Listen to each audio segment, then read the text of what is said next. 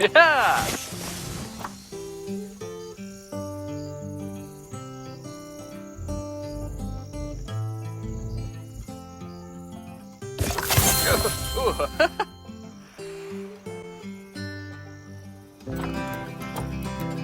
Yep.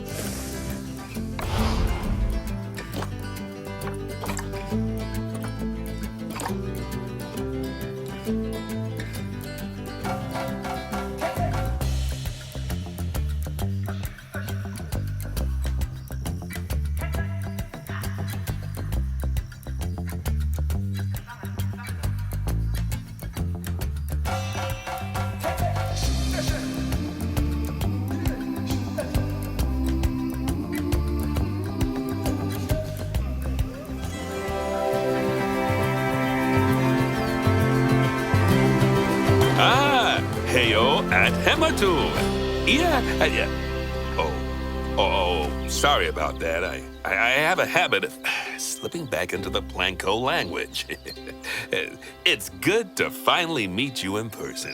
I'm Bernard, although I insist you call me Bernie.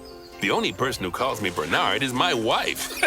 And even then, only when I've tracked elephant dung into the carpets. As you know, I own several zoos, but I always like to show people the ropes here at my home. This is the first zoo I ever opened, and a source of great pride for me. And prize, thanks to a lion breeding program we ran in the 80s. But we're in the middle of a big renovation, and that's where you come in. Sadly, our old contractor had to retire after developing a fur allergy. Poor devil kept sneezing his dentures into the lion habitat. So, it's up to you to finish everything off. Don't worry, though. I'm not completely throwing you into the deep end. My head keeper, Nancy Jones, will be lending a helping hand. Oh, she's a hard worker, and she'll expect you to be too. But I'm sure you'll get along like a house on fire, or even better, one that isn't on fire. Less shouting that way. Hello there. From that rosy, fresh face of yours, I'm guessing you're Bernie's new hire. Good. Now, I hope you're ready to ditch your diploma because we're about to get really hands-on. But before we begin the real work, how about we familiarize you with the zoo by learning how to fly around it and visiting some of our beautiful animals? We'll start by popping over and having a look-see at the grizzly bears in their habitat.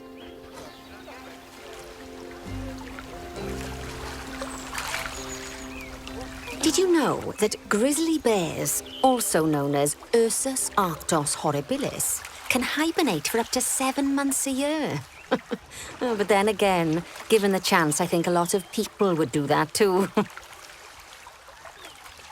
Select one of the bears and you'll bring up its information panel.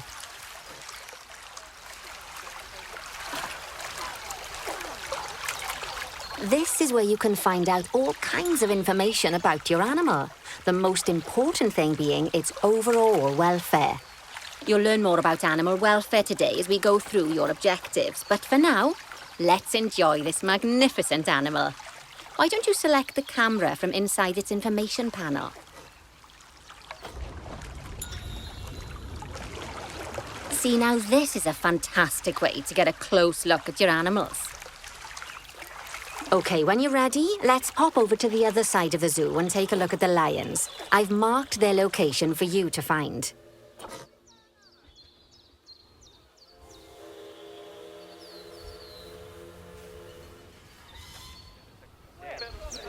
Panthera leo, or the West African lion to you and me.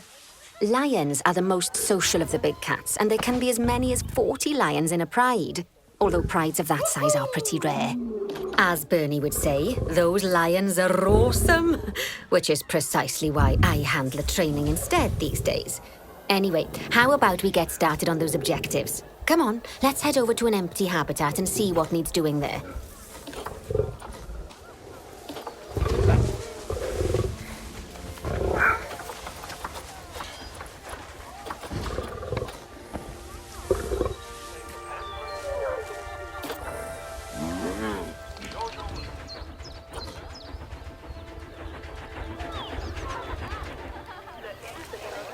As you can see, it's a lovely space for animals, but it's missing a certain something. Well, two somethings. Warthogs. So I'd like you to adopt a pair of them. To adopt animals, we need to open the animal market, which is in the animal trading section.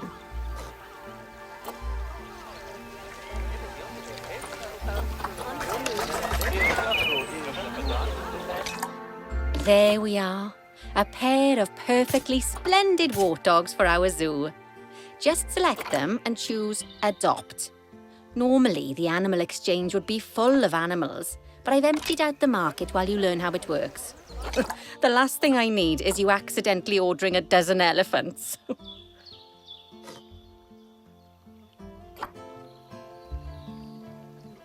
When you adopt an animal, it's automatically placed in the trade centre, where they're held until you're ready to move them into their habitat, which, as it happens, you are. So how about you move them into their new home?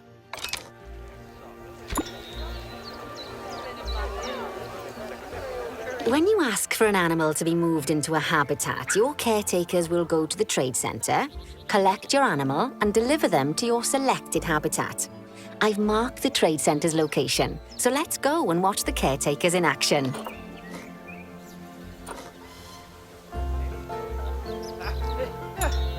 Well, as you can see, those caretakers don't hang about. They'll move those animals to their destination as fast as possible. Of course, normally we'd have to place the animals into quarantine before moving them into a habitat, but I am assured by a person of good standing that these warthogs are in the very rudest of health.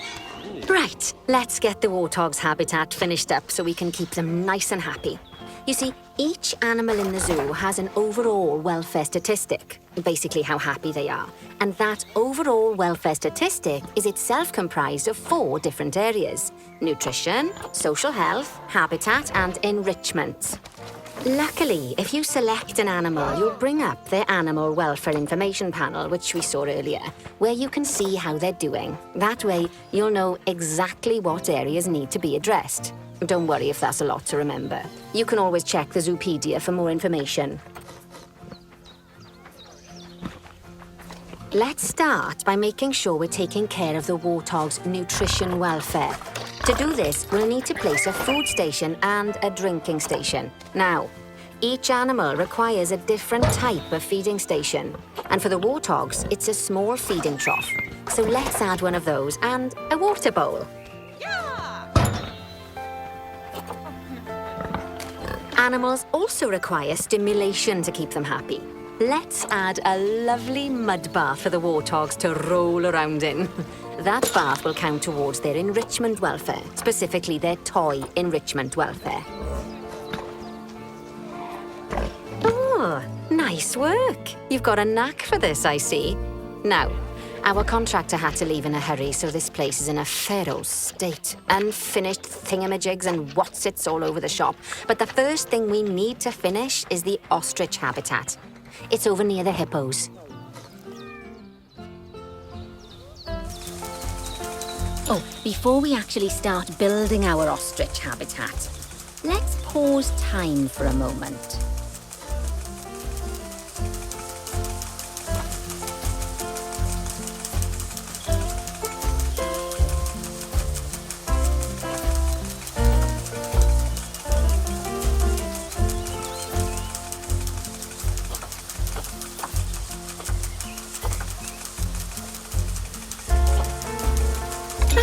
That's more like it. A quick break. Sometimes it's a good idea to pause the game whilst you're doing something which requires your concentration, because it'll stop the zoo spinning out of control while you're looking the other way. Let's keep the game paused while we get this ostrich habitat built. Okay, job number 1 here is to add a habitat gate before we complete the barrier. Every habitat needs a habitat gate. After all, how else would the keepers get in and out? Just make sure it's hooked up to the path so the keepers can reach it.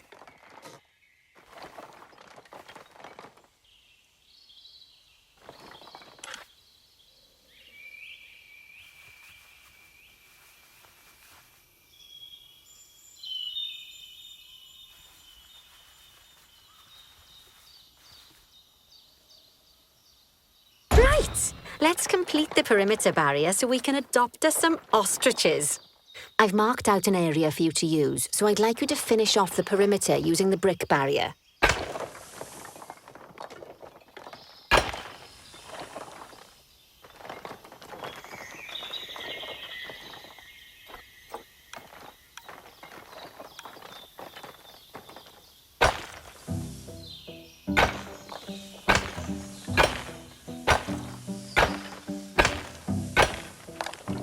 Good work! Remember, before you can place animals in any habitat, it has to have a full loop of connected barrier. Now, you've probably noticed that guests can't actually see into this habitat at the moment. At least not without a stepladder. But seeing as they're banned, I'd like you to select a piece of barrier and swap out the brick for a glass barrier so the guests can see in.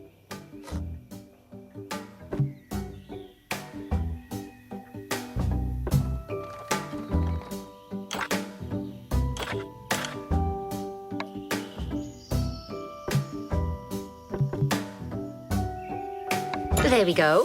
Adding in more windows gives guests even more opportunities to see the animals in a habitat. It's always best to make sure the guests can get a good view into a habitat from the path they're walking on, because it makes them happy, and because this would be a pretty terrible zoo if they couldn't. The last thing we need to do is to add a donation box. You see, when guests enjoy the view of an animal, they'll make a donation. Just make sure you put them in easy-to-reach places, like near a viewing point. Donation boxes are one of the main sources of income for the zoo, so make sure you remember them. Now, before we adopt our ostriches, you should unpause time. After all, if time's paused, then so are our caretakers, which will make it a bit tricky for them to deliver the ostriches.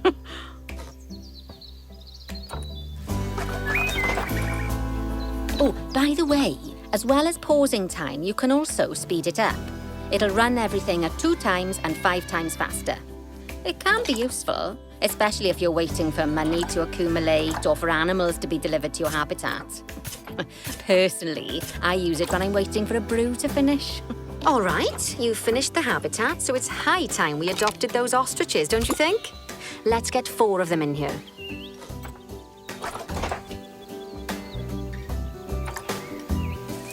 While we wait for them to be collected by the caretakers and brought to the habitat, you should get it ready for them. Add a suitable feeding station, water station, and an appropriate food enrichment item.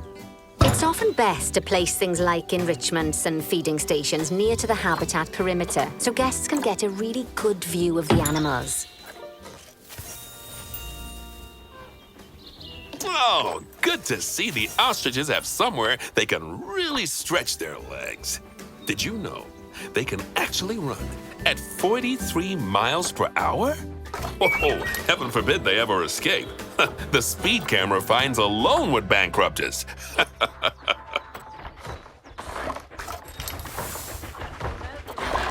Well, Bernie certainly seems impressed. Did he do his speed camera joke? Every time we get an ostrich. So, now we've made the ostriches' lives a bit better, let's do the same for the keepers, shall we? To make it easier for the keepers to feed the ostriches and hippos, we should build a new keeper hut. Keeper huts are where the keepers prepare the food for animals, so they should be placed near to the habitats to make sure the keepers don't waste their time walking when they should be looking after the animals. You'll need to rotate the keeper hut to get it to connect up to the path.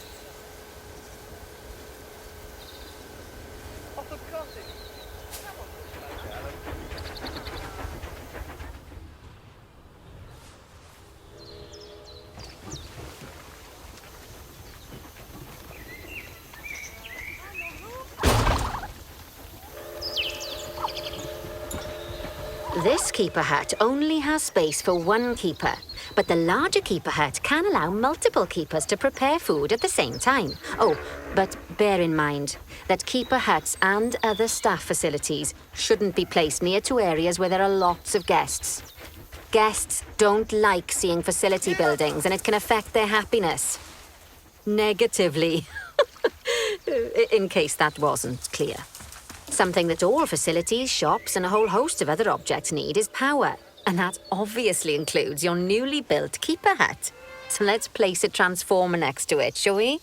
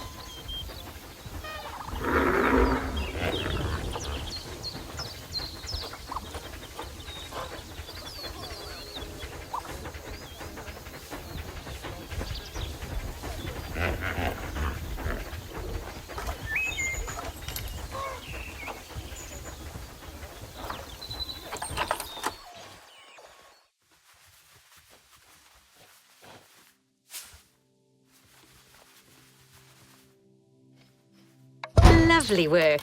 Now the keepers can start using the hut to prepare food, and thanks to where you've put it, they won't need to walk very far to deliver it to the ostriches and hippos. Let's get on to your next objective then. Bengal tigers. We want to adopt some, but I'm afraid there's nothing ready for them yet. Head on over to the plot of land I've marked out. It's not too far away.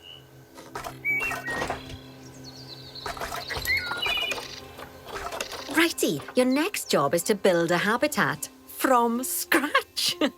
And concrete and glass, I expect. So go ahead and build it. Just make sure that the habitat includes that big hole we've dug. Oh, and don't forget to add a habitat gate to the barrier.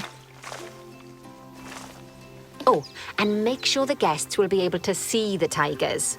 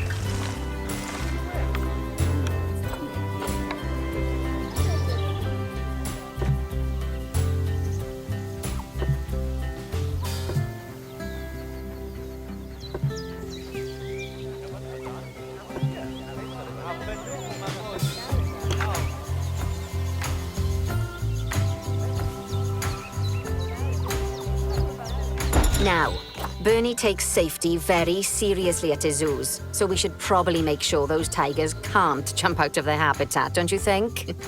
The way we'll do it is by changing the height of the habitat's barrier. Okay then, let's select the habitat barrier and then jump into barrier editing mode.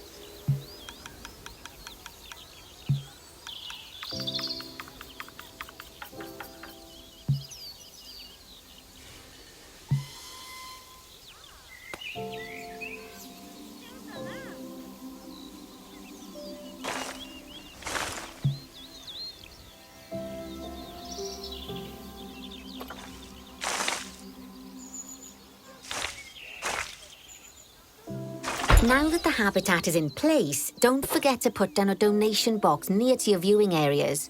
We need every dollar we can get. Especially as these tigers aren't exactly eating instant noodles for lunch.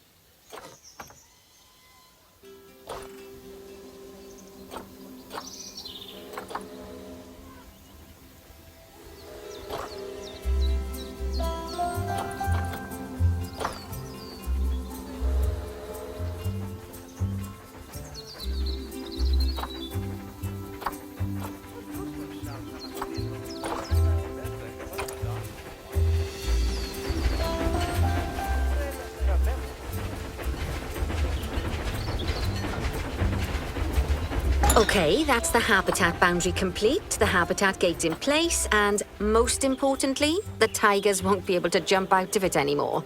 I think it's time we adopted those tigers.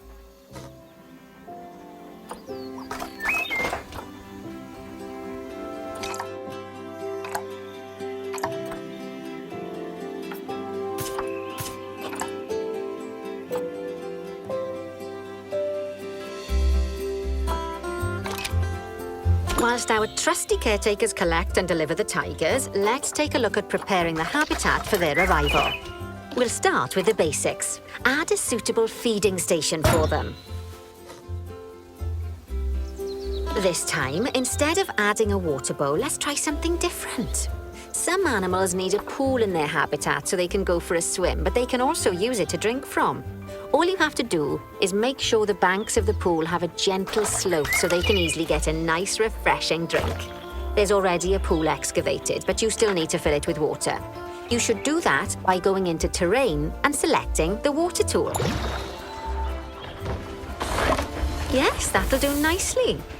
Of course, just like the warthogs and ostriches, these tigers will also need some enrichment.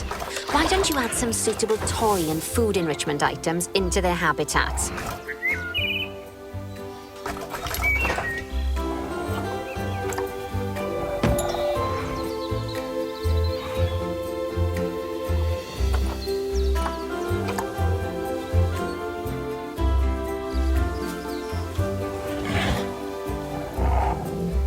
Okay, it's really starting to take shape.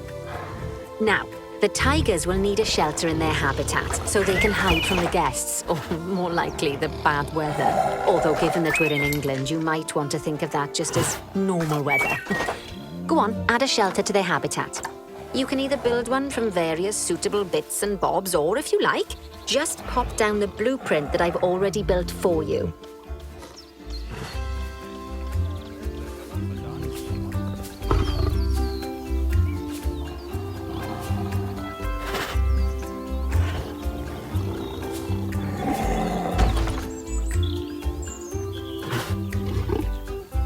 Poor Dabs.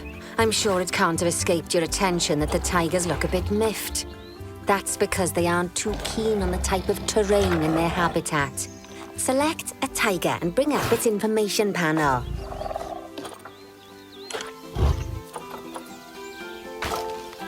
Rightio. Head over to the Terrain tab. That way you can view the terrain information and see how they feel about different types of terrain. That'll tell you what the tigers need more of or less of in this habitat. Okay then, open the terrain editing tool, select painting, and give them some more soil. Yes, that should help with the habitat part of their welfare. Right then, all animals need plants and trees from their own biome or continent. You know, deserts, savannas, Eurasia, Europe, that sort of thing. It looks like these tigers need a few more plants in their habitat. To get a perfect fit, use plants from the rainforest and temperate biomes that are native to Asia. Although if you have to, you can get away with using just one or the other. The tigers will also want a certain amount of their habitat to be covered by those plants. To find out which plants to use and how many, select a tiger and go to the Environment tab.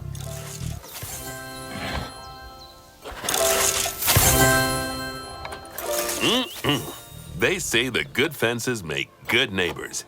I guess that's doubly true when one of the neighbors is a Bengal tiger. Still, those tigers look so happy that I doubt they'd leave, even if you did poke a hole in their fence. Oh, but for heaven's sake, don't test that theory. Right, let's head over to the Indian peafowls. I've been told that we need to improve their social welfare. Now then, just find one of the peafowls and select them to open our information panel. Then we can have a good gander at how they're doing. Although technically, I suppose gandering would just be for geese. Expand their social welfare and we can get a bit more detail.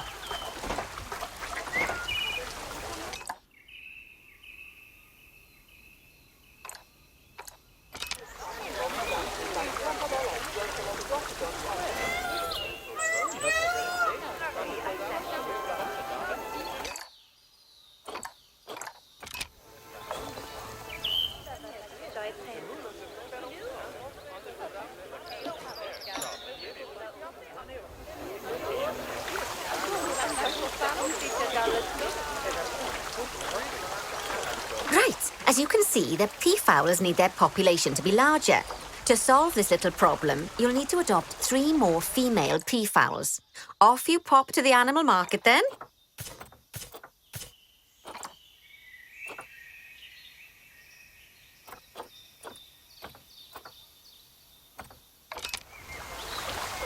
Good work on those peafowls. I expect they'll be delivered soon. But sadly, it sounds like our snow leopard is a bit grumpy. Let's head over there and see what's wrong with her.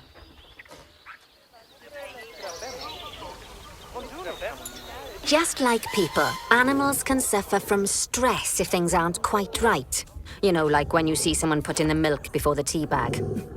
In the case of these snow leopards, they're a bit stressed by their lack of privacy. You can lower their stress levels by swapping out the normal glass barrier by their cave for one-way glass. It's not a cheap option, but I think they're worth the expense, don't you? This will give the snow leopards somewhere to go when they want to get away from the prying eyes of the guests.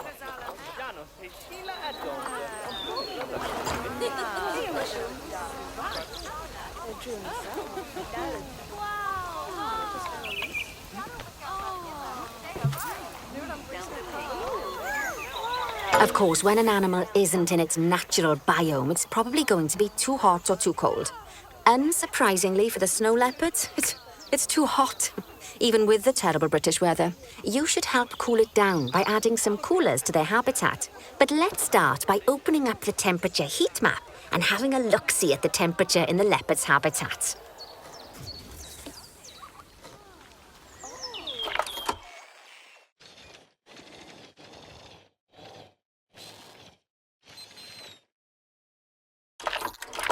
As you can see, we already have one cooler in there. Let's pop some more down and get as much of the habitat as chilly as we can.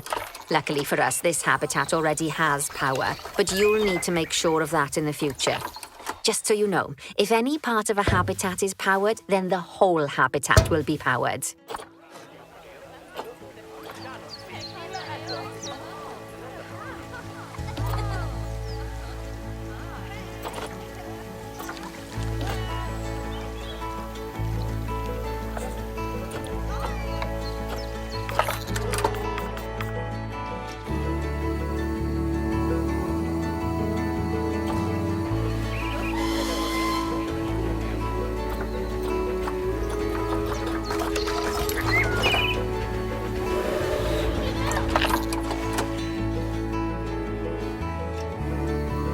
You can find heat maps for all sorts of helpful things, so do be sure to explore them and make good use of them. It'll take a little while for the temperature to adjust once you've added coolers or heaters, but now we've got the coolers in, we can address the leopard's terrain welfare. You see, what the leopards really want in here is snow and rock, so let's make that happen.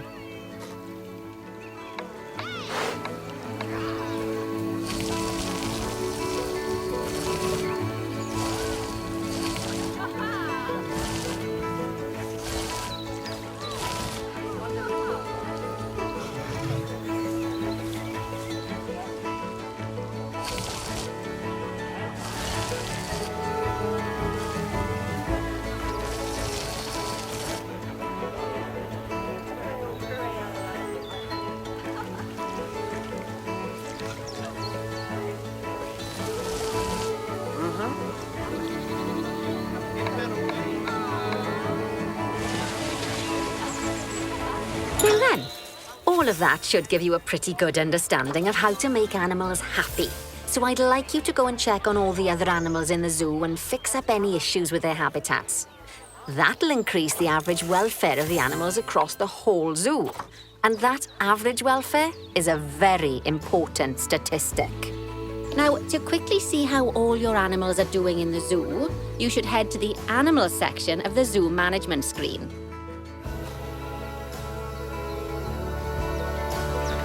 Not bad. Not bad at all. I think it's fair to say that you've passed the first part of your training with flying colours. There's still lots more to learn, but we'll have to head to another one of Bernie's zoos for that. If you want to grab your passport, we'll head off, shall we?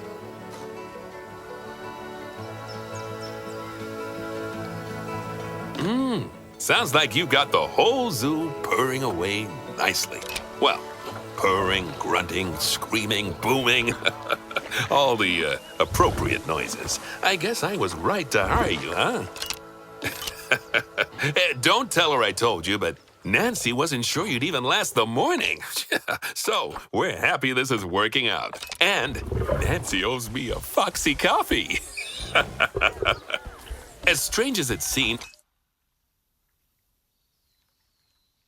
considering we just met, when I look at you, I feel like you're the child I never had. After the one I did have, obviously. But you see, zookeeping's not for my daughter. Don't get me wrong. Emma absolutely loves animals, but she set her sights somewhat higher. Wants to save the entire planet. I'll just settle for saving a couple of species. And maybe having a type of frog named after me.